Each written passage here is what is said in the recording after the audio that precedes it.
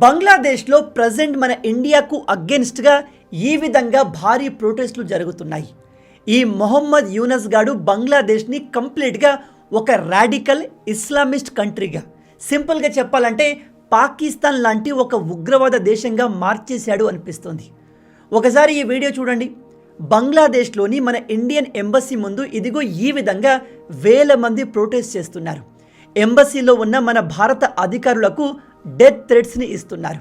అక్కడ పరిస్థితి ఎంత వరస్ట్గా మారింది అంటే డైరెక్ట్గా మన గవర్నమెంట్ ఇన్వాల్వ్ అయ్యి ministry of external affairs Bangladesh ఎన్వాయ్ని సమ్మన్ చేయాల్సి వచ్చింది.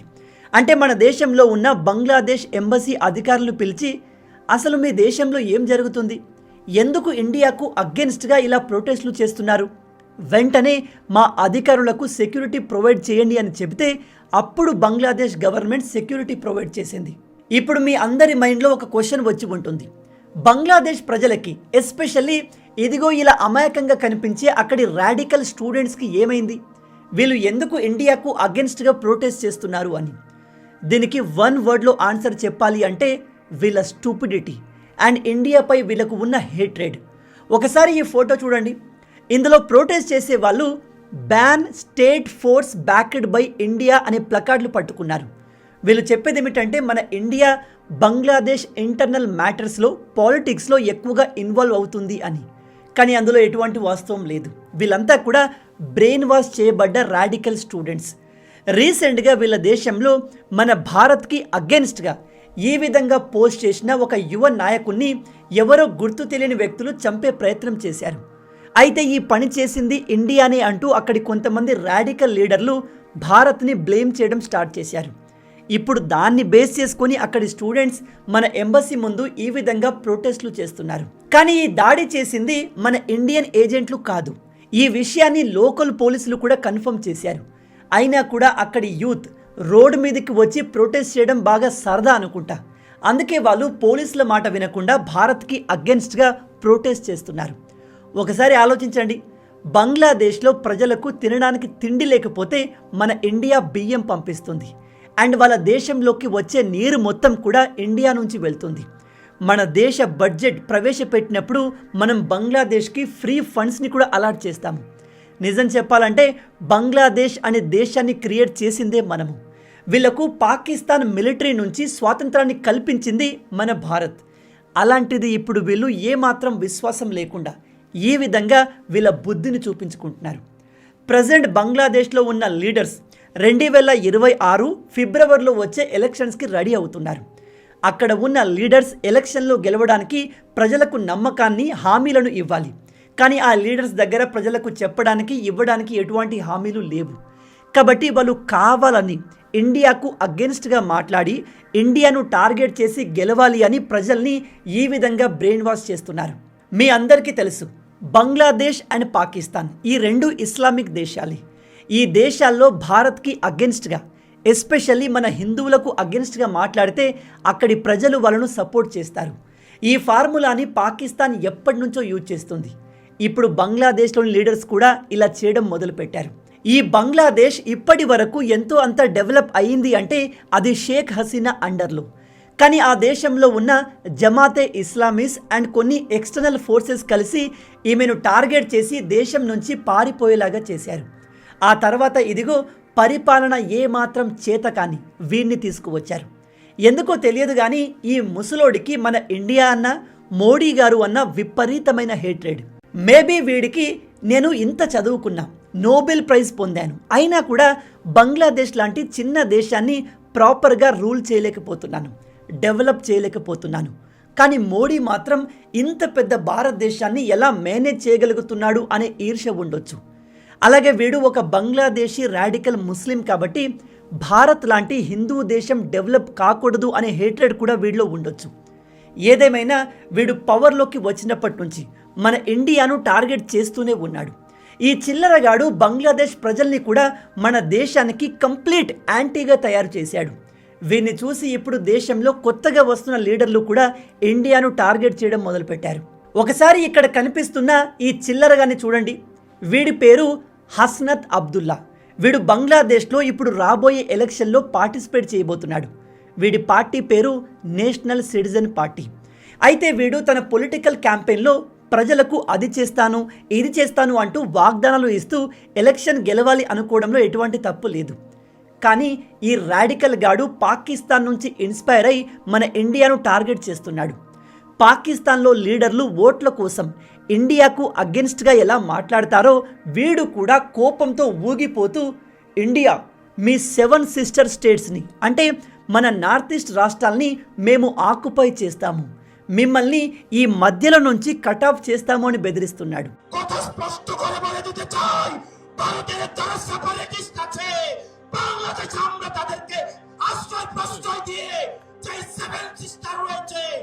ఇది సేమ్ టు సేమ్ పాకిస్తాన్ పొలిటీషియన్ల మైండ్ సెట్.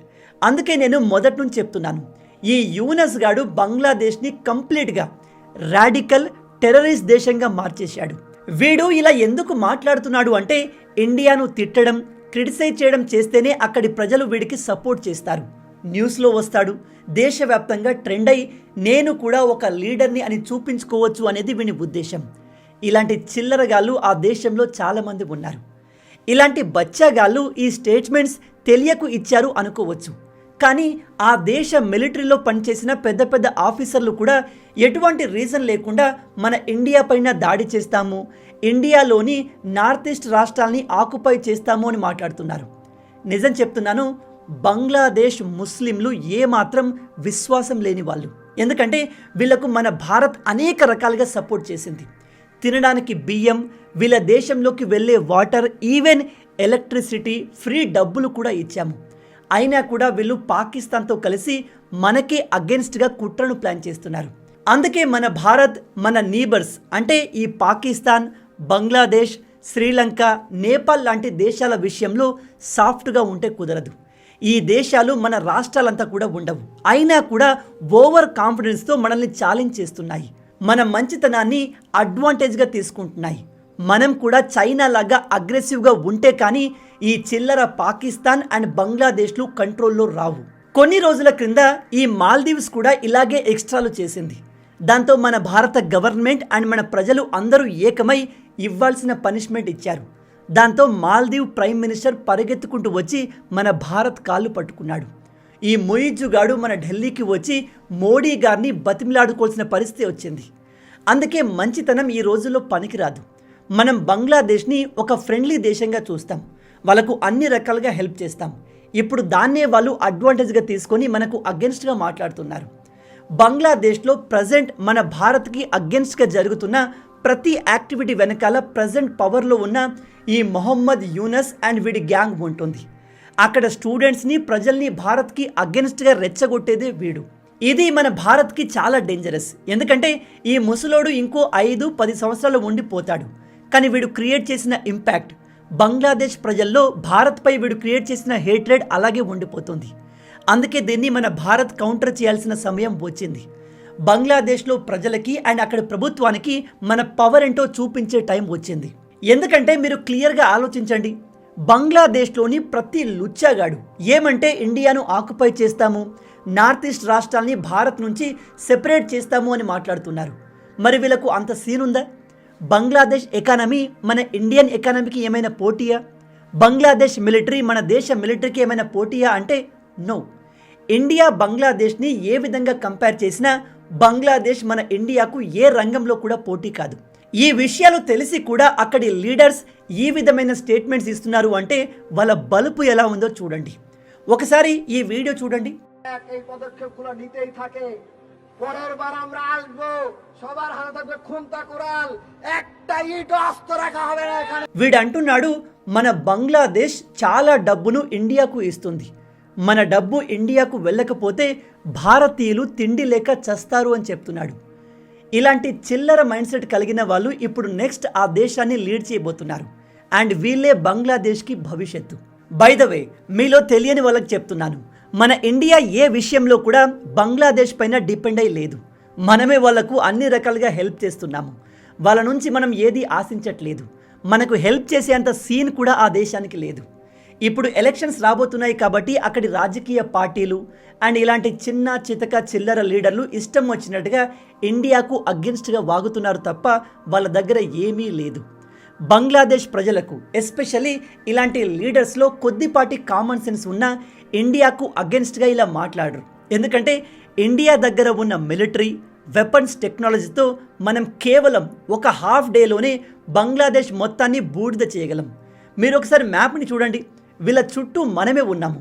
ఈ విషయం తెలిసి కూడా వీళ్ళు ఈ విధంగా వాగుతున్నారు అంటే వీళ్ళ స్టూపిడిటీ ఏ లెవెల్లో ఉందో మీరు అర్థం చేసుకోవచ్చు. ఓవరాల్గా బంగ్లాదేశ్ ప్రజలు, లీడర్స్ అండ్ అక్కడి అఫీషియల్స్లో కూడా యాంటీ ఇండియా సెంటిమెంట్ టాప్ నుంచి బాటం వరకు ఉంది. రీసెంట్గా మన ఇండియా బంగ్లాదేశ్లో షేక్ హసీనా తొలగిపోయి 2 సంవత్సరాలు దాటిపోబోతుంది. కాబట్టి ఇప్పుడైనా అక్కడ ఎలక్షన్ జరగాలి అని చెప్పింది. దీనిపై కూడా అక్కడి ఫారెన్ అడ్వైజర్ కోపంగా we don't want India's advice on election అంటూ స్టేట్మెంట్ ఇచ్చాడు. ఇందులో మన ఇండియా ఎటువంటి అడ్వైజ్ ఇవ్వలేదు. జస్ట్ యాజ్ ఎ నీబర్గా ఎలక్షన్ జరగాలి అని మాత్రమే చెప్పింది. ఎందుకంటే ఈ రాడికల్ గాడు ఉన్నన్ని రోజులు ఇండియా బంగ్లాదేశ్కి గొడవలు జరుగుతూనే ఉంటాయి. ఈ చిన్న స్టేట్మెంట్ పైన కూడా అక్కడి అఫీషియల్స్ హేట్ చూపిస్తున్నారు అంటే వీళ్ళ మైండ్ సెట్ ఎలా ఉందో చూడండి. ఇక్కడ నాకు ఆశ్చర్యం కలిగించే విషయం ఏమిటంటే ఫ్రీగా బియ్యం డబ్బులు ఇస్తూ హెల్ప్ చేసే మనతో వీళ్ళు ఈ విధంగా మాట్లాడతారు. కానీ చైనా దగ్గర మాత్రం చిప్ప పట్టుకొని అడుక్కోవడానికి వెళ్తారు అండ్ అడుక్కు తింటున్న పాకిస్తాన్తో స్నేహం చేస్తాము అంటారు. ఇక ఈ మొహమ్మద్ యూనస్ అక్కడి ప్రజల్ని, స్టూడెంట్స్ని ఇండియాకు అగెన్స్ట్గా ఎందుకు రెచ్చగొడుతున్నాడు అంటే వీడి ఫెయిల్యూర్స్ని దాచడానికి. నేను మీకు స్టార్టింగ్లో చెప్పాను, షేక్ హసీనా ఉన్నప్పుడే బంగ్లాదేశ్లో అభివృద్ధి ఉండేది. ఇప్పుడు ఆ దేశం చాలా దారుణంగా మారింది. రీసెంట్ రిపోర్ట్స్ ప్రకారం ఆ దేశ జీడిపి గ్రోత్ కూడా చాలా వరకు పడిపోయింది. యాన్యువల్ క్వార్టర్లో ఈ దేశ జీడిపి గ్రోత్ 3.34%కే ఆగిపోయింది. పాకిస్తాన్తో కంపేర్ చేస్తే ఇది కాస్త బెటర్. పాకిస్తాన్ది 2.25 కూడా లేదు. అలాగే బంగ్లాదేశ్లో ఇన్ఫ్లేషన్ భారీగా పెరుగుతుంది. దాదాపు 8.29%గా ఉంది. అంటే ఆ దేశంలో నిత్యావసర వస్తువుల ధరలు వేగంగా పెరుగుతున్నాయి. ఇది ఇలాగే కంటిన్యూ అయితే కొన్ని రోజుల్లోనే అక్కడి ప్రజలు ఈ యూనస్ గానికి అగెన్స్ట్గా ప్రొటెస్ట్ చేయడం మొదలు పెడతారు. ప్రజలు విన్ని పీకి పడేస్తారు. అందుకే వీడిప్పుడు దేశ ప్రజలకు చూపించడానికి ఎటువంటి అభివృద్ధి లేదు కాబట్టి అక్కడి ప్రజల్ని మన దేశానికి అగెన్స్ట్గా రెచ్చగొడుతున్నాడు. అండ్ అక్కడి ప్రజలు కూడా పాకిస్తాన్ లాంటి వాళ్ళే, రాడికల్ ఇస్లామిక్ థాట్స్ కలిగిన వాళ్ళు కాబట్టి చాలా ఈజీగా యాంటీ ఇండియాగా మారిపోతున్నారు. కాబట్టి ఇప్పటికైనా మన భారత ప్రభుత్వం మేల్కొని ఈ బంగ్లాదేశ్ అండ్ ఇతర నేబరింగ్ కంట్రీస్ విషయంలో సాఫ్ట్గా ఉండకుండా కాస్త అగ్రెసివ్గా ఉంటే బెటర్. మనం ఇప్పటి వరకు బంగ్లాదేశ్ పైన ఎటువంటి మిలిటరీ ఆపరేషన్ చేయలేదు కాబట్టి వాళ్లకు మన పవర్ ఏంటో ఇంకా పూర్తిగా తెలియదు. రీసెంట్గా పాకిస్తాన్కి మన మిలిటరీ చుక్కలు చూపించింది. మన పవర్ ఏంటో పాకిస్తాన్ చూసింది. కానీ బంగ్లాదేశ్కి అటువంటి ఎక్స్పీరియన్స్ ఇంకా లేదు. కాబట్టి వీళ్ళ విషయంలో మనం అగ్రెసివ్గా ఉండి ఇకపై వీళ్ళు ఎక్స్ట్రాలు చేస్తే ఒక మిలిటరీ డోస్ ఖచ్చితంగా ఇవ్వాలి. అప్పుడు కానీ వీళ్ళు లైన్లోకి రారు. నా ప్రకారం అయితే వీళ్ళు ప్రతిసారి మన నార్త్ ఈస్ట్ రాష్ట్రాలని టార్గెట్ చేస్తారు కాబట్టి మనం బంగ్లాదేశ్లోని ఇదిగో ఈ పైన ఉన్న భాగాన్ని ఆక్యుపై చేసుకోగలిగితే వీళ్ళు మళ్ళీ మన ఇండియా గురించి మాట్లాడరు.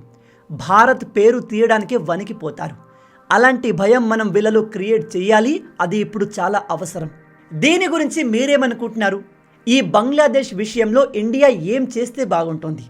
ఆ దేశంలో ఉన్న ప్రతి చిల్లరగాడు, ఈవెన్ మిలిటరీ అఫీషియల్స్ కూడా ఇండియాను టార్గెట్ చేస్తూ నోటికి వచ్చింది వాగుతున్నారు. వీళ్ళ నోర్లు మూయించాలి అంటే మన Indian government and Indian military ఏం చేస్తే బాగుంటుంది? మీ ఆలోచనల్ని కింద కమెంట్లో మాతో తప్పకుండా షేర్ చేయండి. బెస్ట్ కమెంట్ని టాప్లో పిన్ చేస్తాను.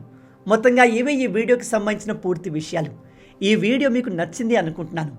నచ్చితే ఖచ్చితంగా లైక్ చేసి మన ఛానల్ని సబ్స్క్రైబ్ చేసుకోండి. మన తెలుగు యువతను ఎంత వీలైతే అంత దేశభక్తులుగా మార్చాలి అనే మిషన్తో పనిచేస్తున్నాము. ఛానల్ని సబ్స్క్రైబ్ చేసుకొని ఆ మిషన్లో మీరు భాగమవ్వండి. అండ్ ఈ విషయాలు ప్రతి భారతీయుడికి తెలిసేలా వీడియోని షేర్ చేయండి. రాబోయే వీడియోలో ఇంకో ఇంట్రెస్టింగ్ టాపిక్తో మళ్ళీ కలుద్దాం. అంటిల్ దెన్, జై హింద్ అండ్ జై భారత్.